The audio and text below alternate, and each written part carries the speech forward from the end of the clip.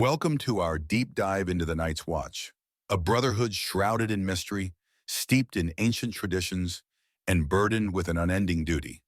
Today, we're tracing their evolution from the legendary guardians of the realm to the modern sentinels we know today. Picture this: centuries ago, during the Age of Heroes, a time of myth and legend, the Night's Watch was born. Back then, Westeros was a very different place, a land where legends walked the earth, and the line between the real and the supernatural was as thin as a blade. The Night's Watch emerged as the last defense against these dark forces, tasked with holding the line against the unknown horrors lurking beyond the wall. The wall itself, a towering structure of ice, stood as a formidable barrier, both physically and symbolically separating the realm of men from the dangers of the far north. The Night's Watch was the shield that guarded the realms of men, a sacred duty passed down through the generations. These men were sworn to leave behind their past lives, taking on a vow that would define them forever. Night gathers, and now my watch begins. It shall not end until my death. Let's dive into their storied origins and explore how this legendary brotherhood came to be. Throughout the history of Westeros, the Night's Watch has been far more than just a bunch of outcasts and criminals in black cloaks.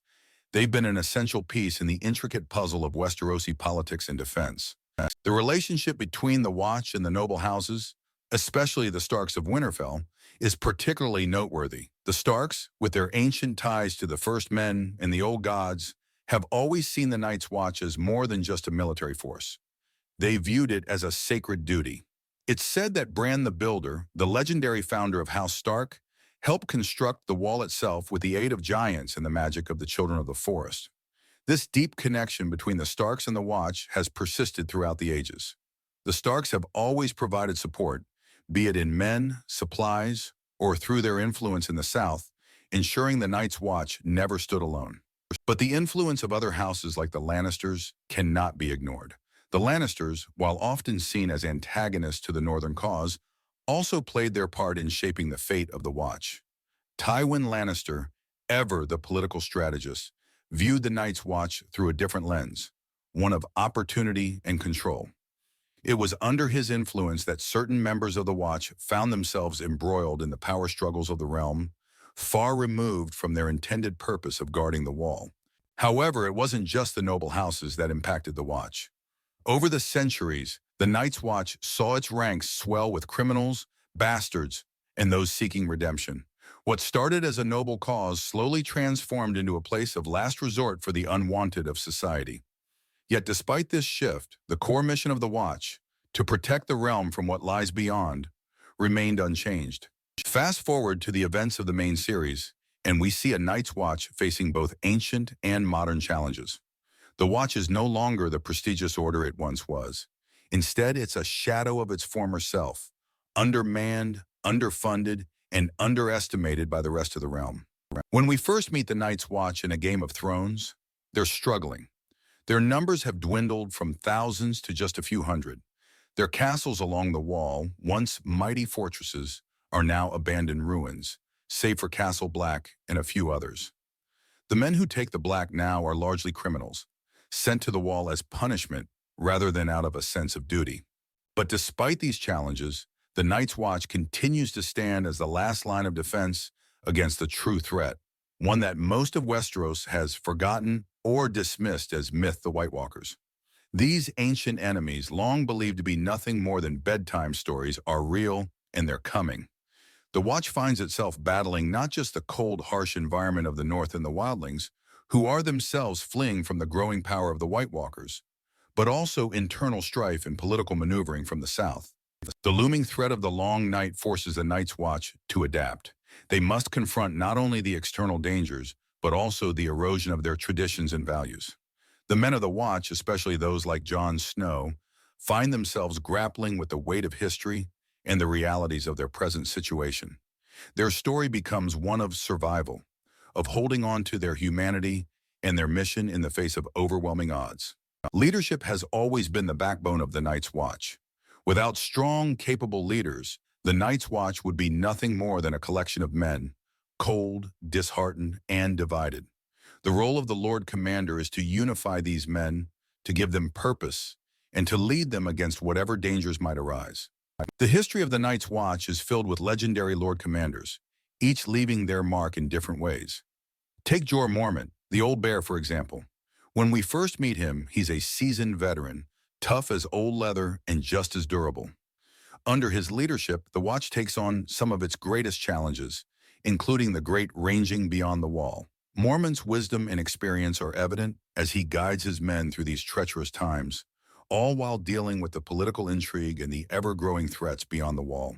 Then there's Jon Snow, a character whose journey is inseparable from the story of the Night's Watch. Jon's leadership is different from Mormont's. He's younger, less experienced, and often conflicted about the path he's chosen. Yet, it's Jon's idealism, his unwavering sense of duty, and his ability to inspire loyalty that ultimately make him a great leader. He brings a new perspective to the Night's Watch, challenging old traditions and embracing the reality that they can't face the coming darkness alone. His decision to ally with the wildlings, long seen as the enemy, is one of the most controversial but necessary choices in the history of the Watch.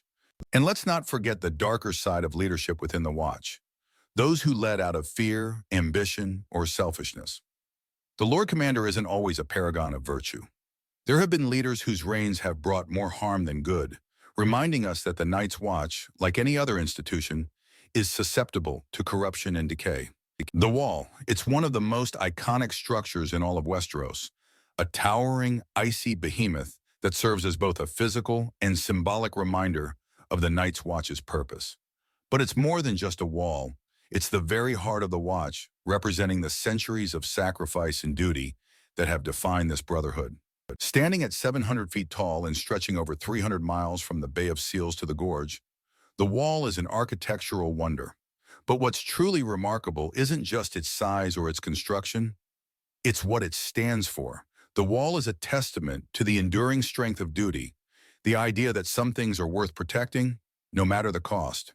For thousands of years, the Wall has stood as the silent guardian of the realm, bearing witness to the countless sacrifices made by the men of the Watch. These men give up everything, their families, their titles, their past lives, to serve a cause greater than themselves. The Wall, in turn, demands everything from them. It's a harsh, unforgiving place where the cold bites deeper and the nights are longer. But for those who serve on the Wall, it becomes home, and its towering presence a constant reminder of their oath, to be the shield that guards the realms of men. Yet, the Wall isn't just a symbol of duty, it's also a symbol of sacrifice. Countless men have died defending it, facing threats both human and inhuman. It's a place where legends are born and where the true meaning of the Night's Watch is forged in the cold and the dark. As long as the Wall stands, so too does the Night's Watch, a bastion of sacrifice and duty, holding the line against the darkness. So what is the legacy of the Night's Watch? It's more than just tales of ancient battles, towering walls, and the men who lived and died in service to the realm. The Night's Watch represents the enduring fight against the darkness, the unwavering commitment to a cause greater than oneself. It's a brotherhood forged in the fires of sacrifice and duty, bound together by an unbreakable oath. Even as the world changes, kings rise and fall, the seasons turn, and new threats emerge, the legacy of the Night's Watch endures. They remind us that, no matter how bleak the future may seem, there will always be those who stand against the darkness, who sacrifice everything to protect the world, even if the world has forgotten them. Thanks for watching. If you enjoyed this journey through the history and legacy of Westeros's most dedicated guardians, be sure to like, subscribe, and leave a comment below. Who's your favorite Lord Commander? See you in the next video.